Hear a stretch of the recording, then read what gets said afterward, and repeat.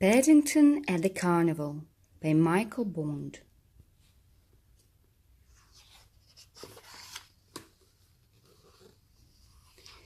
One day, Paddington's friend, Mr. Gruber, took him to a surprising outing to a part of London known as Little Venice. It's called Little Venice because it's a big canal, he explained, and every spring they hold a big carnival.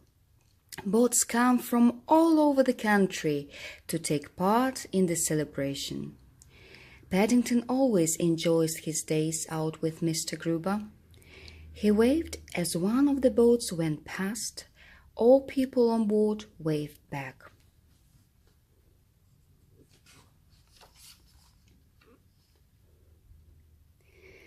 "I've never been for a ride on the canal before," said Paddington. "Who knows?" said Mr. Gruber mysteriously. "Perhaps you will before the day is out. But first of all, we must see what else is happening. We do not want to miss anything important." He pointed out on a board showing at the different events, but there were so many Paddington didn't know which one to try first. "How about the Busy Bee Adventure Trail?" suggested Mr. Gruber. "You have to find as many things as possible beginning with letter B."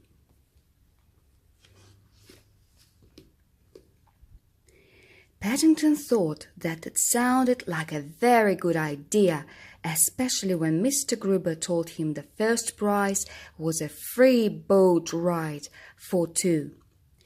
"Bears are very good at trails, Mr. Gruber," he explained. Looking around, he could already see lots of things beginning with letter B. Apart from B for board, there was a boy blowing bubbles, a man eating a bagel, and another with a broom, a barbecue, and a lady selling bananas. There were boats everywhere and lots of balloons. There was even a map playing the banjo in the band.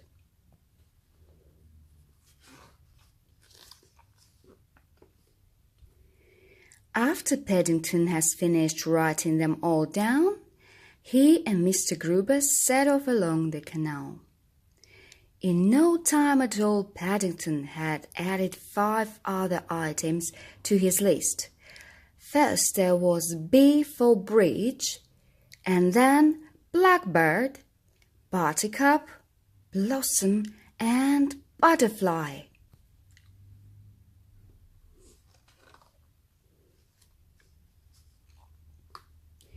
They hadn't gone very far when they saw a lady feeding some ducks. She was wearing a bonnet, a blouse fastened at the neck with a brooch, and round her wrist she wore a bracelet. When she saw Paddington, she smiled and said, "Would you like some?" "Thank you very much," said Paddington. He wrote down bag and bread. He then raised his hat politely and said, "Busy Bee Adventure Trail, make you hungry."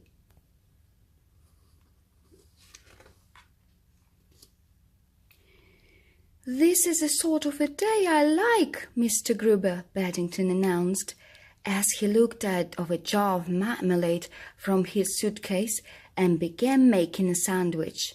"Mr. Brown," Mr. Gruber gave a cough, "I think you were really meant to give the bread to the dogs." Before Paddington had time to reply,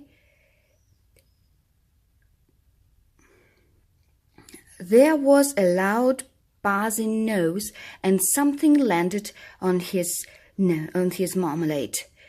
Paddington gave an object a hard stare before adding B to his list.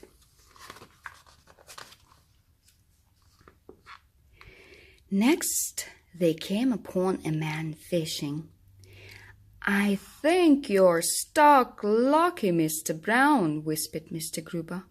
He waited patiently while Paddington wrote down box, followed by beret, beard, belt, buckle, boots, bucket, and basket.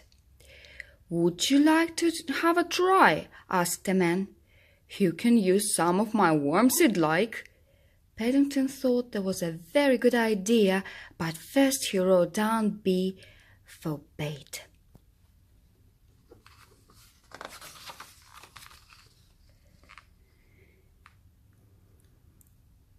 "If you're going it for a very busy bee competition," said the man, "you should watch out.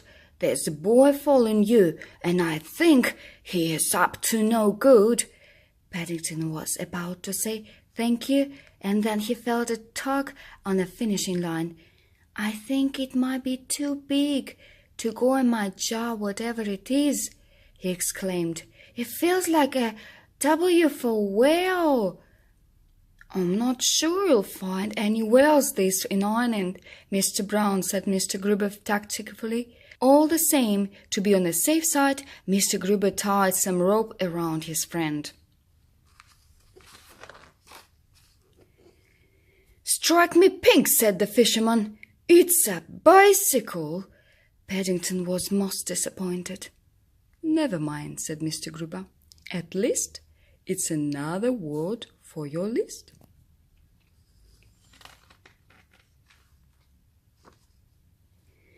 Shortly afterwards, they came upon a stretch of water with high banks and trees on the other side. Paddington decided to have a go at riding the bicycle, but he soon discovered why it had been thrown away.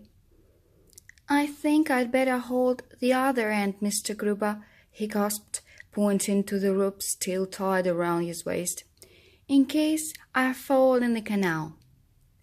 Mr. Gruber was about to explain that if he did that, there would be nothing for anyone else to hold on to when he saw a look on Paddington's face. "Is anything the matter, Mr. Brown?" he asked.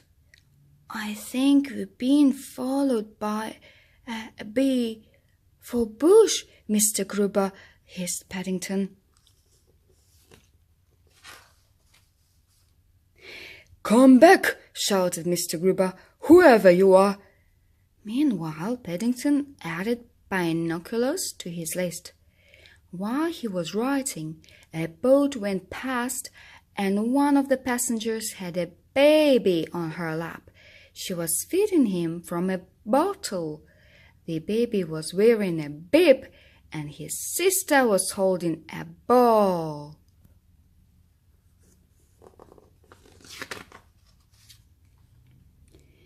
Mr. Gruber sat down by the water while Paddington added up his list. Altogether, with a bang and brambles next to Mr. Gruber, he had 41 things beginning with letter B. Mr. Gruber looked at his watch. "I think it's time we got back, Mr. Brown," he said. "We don't want to be late for the judging." "Good luck," called the fisherman as they went past. "We shall be cheering you," said the lady feeding the ducks. "Has anyone collected more than 40 bees?" called the judge. "I have," cried Paddington, waving his piece of paper excitedly. "I've got 41. "So have I," came a voice from nearby. Mr. Gruber looked over the boy's shoulder. "The list is exactly the same as young Mr. Brown's," he said steadily. "He must have been copying it word for word." "Oh dear," said the judge. "We can't have that. I'm afraid I shall have a stop to the contest."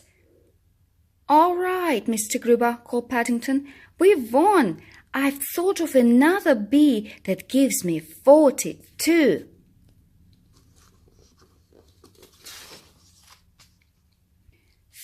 fancy nearly forgetting the most important item of all, said Mr. Gruber as they set off on their boat trip. What made you think of it? I saw my reflection in the water, explained Paddington. Mr. Gruber nodded.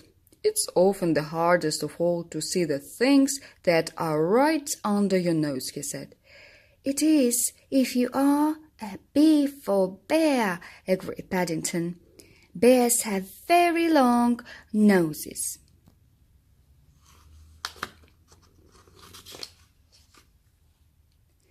It was dark by the time Paddington and Mr. Gruber arrived back, and the fireworks had already started. Mr. Gruber bought a bucket of sparkles, and they stood on the bridge to watch. Paddington joined it with his own display. With this sparkle, he waved. Thank you, Mr. Gruber, for a lovely day out.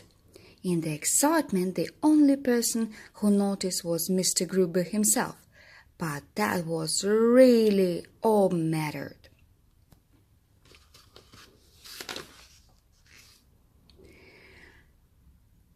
If you ask me, Mr. Brown, said Mr. Gruber, as they made their way home, the nicest bee of all is yet to come. I think I know what's that, said Paddington sleepily. It's B for bed.